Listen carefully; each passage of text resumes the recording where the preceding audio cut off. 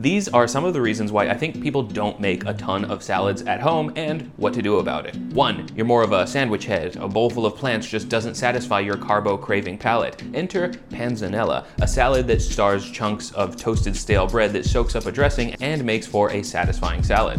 Where a pasta primavera is the iconic springtime meal, panzanella is the perfect showcase for stuff that comes into season in the summer. Tomatoes, cucumbers, and warm weather herbs get dressed in a basic vinaigrette, and you could even toss some small pieces of fresh, high moisture mozzarella for rich creaminess. I know some commenters' natural response will be to remark something like, doesn't that defeat the point of a salad? No, the point of making a salad is to eat or share a delicious salad. If there was one perfect dish that was made of 3 ingredients, undisputably healthy, delicious, cheap to make, quick to prep, low on cleanup, and never got old, we would eat that every day until we kicked the bucket. Keeping in mind that recipes with some of these benefits often shine less in the other categories, I can move on to the second reason people might hate making salads at home. They require a ton of different ingredients.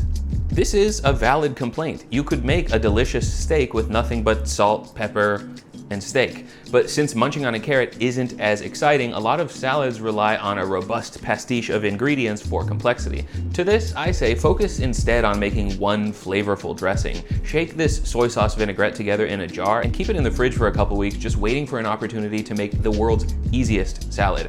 Pour 2 tablespoons of the dressing into the inner surface of a big bowl. Coating the inside of the bowl will help with even distribution so you don't super soak some of the salad way more than the rest. Add a couple of handfuls of store-bought spring mix in and toss it to coat each leaf with the dressing.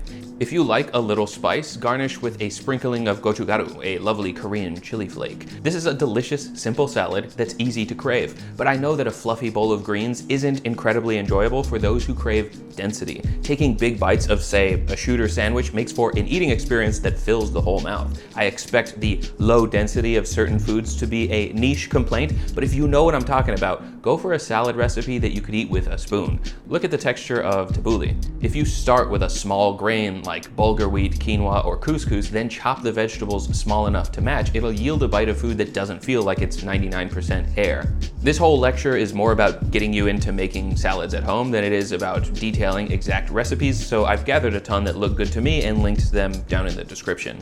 This next one is not a niche concern. I'd wager that the most popular salad haters' complaint is that chopping all the requisite ingredients into little cubes is tedious and annoying. You could reframe the tedium as valuable knife practice that yields a nourishing meal, but if you really hate the process, buy a gadget that makes it easy for you. A razor-sharp mandolin can slice a cucumber into coins in a handful of seconds. Mine even has a plate for julienne pieces. Dig through your cabinets and see if you've still got the slicing or grating plates that came with your food processor. With mine attached, I can turn a pound of produce into thin slices or spoonable salad chunks in less than a minute. If cuboid shapes are what you're after, you could always buy one of these sort of unserious looking choppers. I think that most people are better off just getting proficient and confident with a knife, but this product exists for a reason. Families who want to get kids involved with cooking, home cooks with arthritis or mobility issues, and anyone whose only roadblock to eating more vegetables is the process of dicing them, all benefit from the $30 price tag to make this a worthwhile purchase. So, what about textural issues? Lots of veggie haters despise the wet sensation of crushing plants between their teeth. For them, we've got to apply every trick in the book, chopping the veggies super small, going heavy with a creamy yogurt-based dressing, and serving it in a big bowl with a plate of warm tortilla chips. You eat this by scooping big heaps of the salad onto the chip and eating it like a snack. The cold dressing and crunchy vessel bring the bite sensationally more into the chips and dip realm. You'll see that a lot of this type of salads recipes are attributed to a blog called Baked by Melissa because the bright green guac adjacent color and scoopability that they achieved helped the recipe blow up online. That was all about a year ago, so it's not exactly novel now, but that's also the final anti-salad sentiment that I could come up with. I buy all the stuff and it's enough to make a dozen salads, but I don't want to eat the same thing that many times in a row. This is going to depend entirely on your tastes and your typical culinary style or region, but for me, Shirazi salad solves the problem entirely. It's made out of diced up cucumbers, red onion, and tomato, which are then dressed in oil and citrus. You can treat this like a standalone salad, like a scoopable pico de gallo, or as a side dish to grilled meats. Use my instructions on making hummus in 2 minutes. This salad is a perfect accompaniment. You can spoon some on top with or without a nice spiced beef, or you could combine all that into a pita pocket.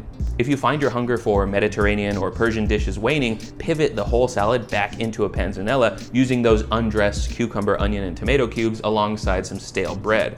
Even if you're not affected with any of these afflictions or aversions, sometimes you just need inspiration. Again, the description will have a ton of suggestions, but if a framework is what you're after, this is the template that I follow when I don't have a recipe. A big bowl of de-ribbed and thinly shredded kale, a tart sliced fruit like strawberries and plums in the summertime, or Honeycrisp apples and pears in cooler months, a generous shower of pre-crumbled goat cheese because whoever designed the packaging for whole goat cheese logs was on dummy mode that day, and a sweet candied nut like these praline pecans. Toss everything together with a simple balsamic vinaigrette, and that's it. This might have been a lot of information to take in at once. At the risk of overdoing the information density, I'll leave you with some general, simple salad tips. 1. If a vinaigrette recipe calls for a little bit of mustard or mayonnaise, don't skip it. Chances are it's not there for noticeable flavor, but rather because mustard and mayonnaise are emulsifiers. They'll keep your dressing thick and cohesive longer. 2. If you're rinsing greens for a salad, make sure to dry them completely. I don't have a salad spinner, but wrapping everything up in an absorbent kitchen towel and swinging it around does do the trick. You might want to step outside first though. Lastly, eat salads out of wide, shallow bowls so that the denser ingredients don't fall way below everything else. I just know that I hate suffering through filler only for all the good stuff to show up all at once, all at the end. But you wouldn't know anything about what that's like, would you? Instructional YouTube video watcher?